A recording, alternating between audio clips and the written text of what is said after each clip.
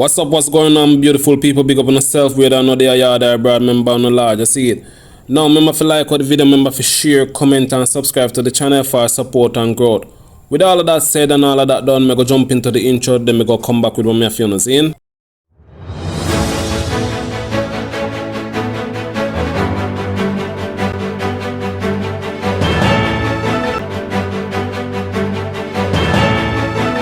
Welcome back, my viewers and my subscribers. Now, before me jump into the news and the details, I just want to say a few things. Because sometimes people from the outside, when them they outside and I look inside from Jamaica, them don't really know what is really taking place in the country. Because sometimes we vloggers only look for the negatives and post it. A lot of us, Zine, may have traveled already, and who not travel yet might have heard that whenever you're going through airport, as a male going through airport security checkpoint, down to your belt you have to pull out, Zine. And if a man from another country can enter Jamaica, Zine, with bullets coming from another country, what is that simple saying to you? Now, I want you to listen carefully to this news what I'm about to give you, and leave your thoughts and leave your comments upon this. Zine? Now, a 24-year-old man from America was charged with unauthorized possession of ammunition following a seizure at the Sangsters International Airport in St. James on Monday, August 28th. Charge is Kamal Watt, a software engineer of Wilbert Street in the United States. Reports from the Montego Bay police are that around 8:15 a.m. Watt arrived in Jamaica, and while at the security checkpoint, his knapsack bag was scanned and strange objects were allegedly detected. Now listen to this, America has some of the most high-tech scanners, and this man is coming from America, and everything where you go through airport with have to scan. Zine, you have to put them in one bin for scan. So how does that happen? A search was conducted and a box containing 29mm cartridges was reportedly found. Watt was subsequently arrested and charged. However, his court date is not yet set. My viewers and my subscribers, just look into that. Just look into that. You have to put your stuffs in bins to go through an x-ray and scan. You have to stand up in something and scan. But this man can walk through with a box of bullet. A man is now in custody following the fatal stabbing of his brother in Redground, Negril, Westmoreland on Tuesday morning. The deceased has been identified as 52-year-old Michael Grant, otherwise called Screechy. Deputy Superintendent in charge of the Negril police station told a news source that the men were reportedly arguing over a CD. Reports are that around 6:40 a.m. both brothers had a dispute when a knife was brought into play and Grant was stabbed to death.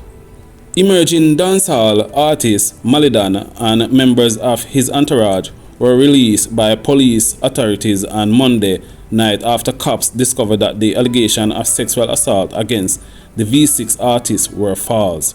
The artist and his entourage are expected to return to Jamaica today. The ordeal began when Malidan and 4 members of his entourage were arrested while attempting to leave Barbados to return to Jamaica after a woman claimed she had been drugged and raped by the men in a hotel. The woman reportedly visited a member of the entourage at the hotel and engaged in a sexual intercourse. Afterwards, she became upset and attempted to extort a sum of money from the man in question. She later threatened to have all the men arrested and proceed to the station where she filed a report.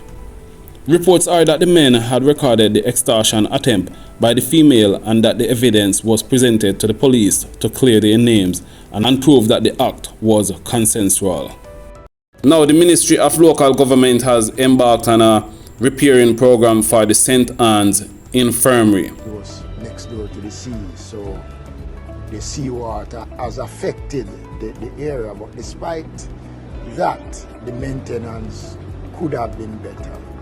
So the ministry is going to be providing $50 million at the outset. The permanent secretary will have direct responsibility for how that $50 million is going to be executed, working with the municipal corporation in executing the funds. Because to provide $50 million at this time, and if we do get a call within the next 3 months to say yes, the lands are available, we're going to have to find another $100 million to build a new facility. So the permanent secretary will have direct responsibility and control for how this expenditure is going to be done. We have been having several challenges, as he mentioned, and I am very hopeful now, based on what he had just said, that we will get the help that we need here.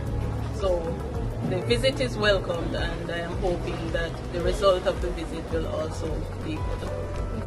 I know before even coming that one of the things Minister has been pushing is that we need to move the facility from the seafront. And seeing what is required, the maintenance bill that we would have, we are hoping that in very short order that decision can be finalized, and we'll get an opportunity to put down a brand new state-of-the-art facility for the residents that we have here. So we know we have a big job to do, but we are up for the task and we are willing to move forward to get that done. The facility is in a condition where it requires greater maintenance. Municipality has been trying. We are happy that the minister made a visit today. An announcement has been made that will give us an opportunity to transform what is here. We're going to have to put on literally a new kitchen. We have to ensure that the building is sanitized, because our old building and it is infested with chichis, so that is one of the first order of business. We're going to pay some attention to the bathroom in the